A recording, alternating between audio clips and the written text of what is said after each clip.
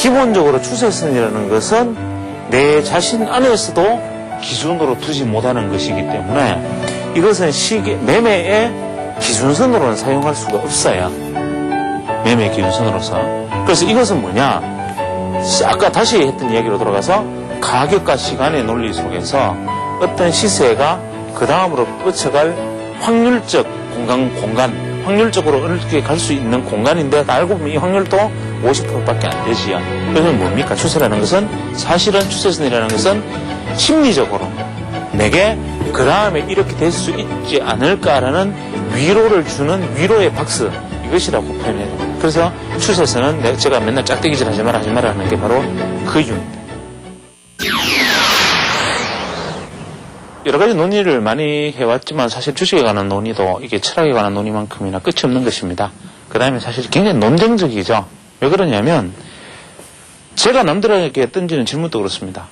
소위 말하는 이제 우리가 별처럼 많은 전문가들이나 주식에 대해서 안다고 말하는 사람에게 직설적으로 당신은 벌었느냐? 예를 들면 깨침에 대해서 이야기를 하는 성철 스님에게 누가 그렇게 얘기를 했다 그럽니다.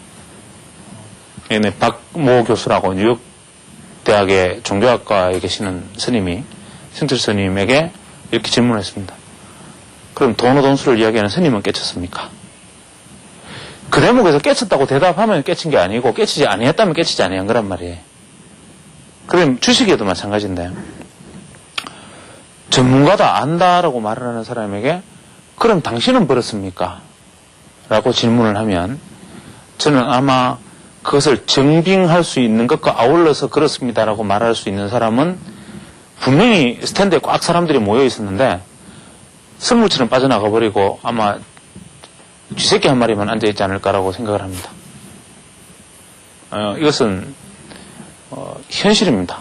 이 말은 무엇이냐면 이 주식에 관련된 논의가 얼마나 소모적이고 허무한 것인가를 여실히 드러내주는 것이지요. 그래서 지금까지 기술적 분석에 관한 논의들을 굉장히 많이 해왔지만 사실 이게 선물 옵션 기준으로 이야기하다 보니까 사실 일반 투자자들이 따라오기 어려운 대단히 난해한 이야기들로 구성되어 있습니다. 그런데 사실은 이 이야기가 난해하든 쉽든 그것이 중요한 건 아닙니다. 오히려 난해할수록 더 좋은 것이지요. 왜냐하면 이해하지 못할수록 더 멋진 겁니다. 그래서 우리가 깨달음의 경지라는 것도 불가에서 이야기하는 것을 들어보면 그 깨달음의 경지가 너무 형이상학적이고 너무 이해가 안 되고 그 깨달음의 경지라는 것을 설명하는 그 교설들이나 언설들이 너무나 어렵고 난감하고 고원하기 때문에 우리는 그것이 깨달음의 세계라는 것을 믿는 것이죠. 그걸 우리가 보통 용어로는 캐리그마라고 합니다. 캐리그마. 어떤 권위의 의지에서 그러하다 그러면 그러한가 보다라고 믿어지는 것들. 이런 어떤 캐리그마라는 것들이 카리스마와는 좀 틀리죠. 캐리그마라는 것이 있습니다. 그러면 깨달음의 세계에 대한 설명도 참 언설이 무지하게 많지요. 지금도 깨달음을 넣는 길, 깨달음에 이르는 길이 아마 서점에 가보면 한 100권은 될 거로 보이고 또 깨달음을 얻기 위해서 많은 것을 가르쳐주는 분들이 많은데 그분 앞에 와서 당신은 깨달았습니까? 라고 물어보면 또 쥐새끼 한 마리만 남겠지요. 이게 마찬가지입니다. 주식도 결국 교술이고 언설입니다. 남아있는 이야기는 없고 쓸모있는 이야기는 없기 때문에 사실 주식 이야기는 어려우면 어려울수록 좋습니다. 왜냐하면 아무도 못 알아듣는 것이 가장 합리적인 것이기 때문에. 그것은 왜냐하면 알아들어봐야 득될 것이 하나도 없기 때문에 아예 못 알아듣는 것이 그나마 주식시장에서 돈 버는 방법은 있는가 보다. 저 전문가라는 친구들도 있고 주식으로 돈 버는 사람도 있나 보다라는 그래도 희망이라도 갖게 하지요. 그래서 사실 대부분 사람들에게 희망을 깨버리고 전문가도 아마 예를 들면 피모 이런 증권 사이트 같은 데 가보면 그 전문가라고 했던 사람들이 지난 한 1, 2년간 했던 이야기들만 그대로 따라해보면 집집마다 좀 거들났을 겁니다. 예를 들면 저도 그 중에 한 사람인지 모르겠지만 그렇듯이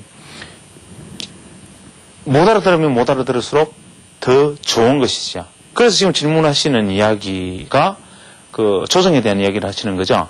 다시 한번 해주시겠습니까? 가격이 움직이는 것을 보면은요. 예.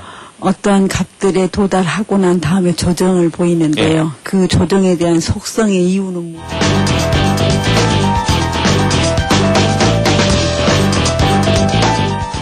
제가 이해할 수 없게 대답을 하면 할수록 좋은 거예요. 굉장히. 그러니까 우리가 오늘의 주제는 뭐냐면 주식은 주식 시장에서 어려울수록 그것은 멋진 말이다.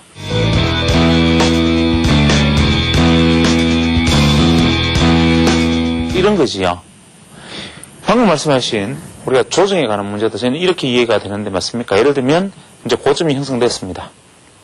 어떤 것은 조정할 때 급격한 조정을 보이고 어떤 것은 완만한 조정을 보이기도 합니다. 거기에 따라서 어떤 사람들은 뭐 33%에 되돌립니다. 누구는 50% 되돌립니다. 누구는 61% 되돌립니다. 이렇게 얘기를 하지요. 그래서 그것들이 그 어떤 기준선을 어떻게 적용하면 되겠느냐 뭐 이런 얘기를 하시는 거지. 거기다가 심지어는 뭐 피보나치 비율로 이제 뭐 지지상을 넣어놓을 수도 있고 뭐 여러 가지 혹은 뭐 이 스피드펜 같은 거 이용할 수 있는 방법도 있었고 심지어는 뭐 개인 차트나 아니면 피보나치 아크 뭐 혹은 피보나치 타임 뭐 별의별 걸 다 이용할 수 있겠죠. 같은 논리입니다. 같은 이야기인데 쉬운 이야기인데 어렵게 해볼까요? 예를 들면 주가가 이렇게 올라갔습니다. 주가가 이렇게 올라간 게 있었어요. 또 주가가 계속 이렇게 올라간 게 있었어요. 어느 게 더 위험해 보입니까? 이게 더 위험하지요. 이게 왜냐하면 주식이라는 것은 손다 끼워줄 수 있는 기회가 주어져야 됩니다. 항상. 그러니까 어떤 시점에서 이익을 취했으니까 이제 됐다 해서 야, 이점에서는 나는 됐어. 그만 먹어도 되라는 사람들이 나와줘야 돼요. 이 사람들이 나올 틈을 안 줍니다. 쉽게 말하면 이렇게 해서 퍽 이렇게 해서 이렇게 올라주면 여기서 산 사람이 더 읽기 전에 여기서 털자. 손이 바뀝니다. 또 이렇게 참았는데 결국 참아서 이만큼 먹었는데 퍽 꺾이니까 와우 내가 이만큼 벌었는데 얼른 더 망하기 전에 여기라도 틀고 나가서 또 손이 바뀝니다. 이렇게 손이 계속 바뀌어주면 쉽게 말하면 이렇게 오는 과정 속에서도 실제로 여기에 주인이 여기 간 사람은 징한 사람이죠. 대부분. 이 사람들은 떨어질 때도 여기에 있어서 이 밑에까지 들고 있어가지고 대충 뭐 그렇게 되는 사람들이기 때문에 시세라는 것은 이거는 건강한 시세입니다. 그래서 건강한 시세라는 것은 역설적으로 이야기하면 조정을 받아도 합리적인 조정을 합니다. 왜냐하면 크게 손해본 사람이 없어요. 떨어지기 시작해도.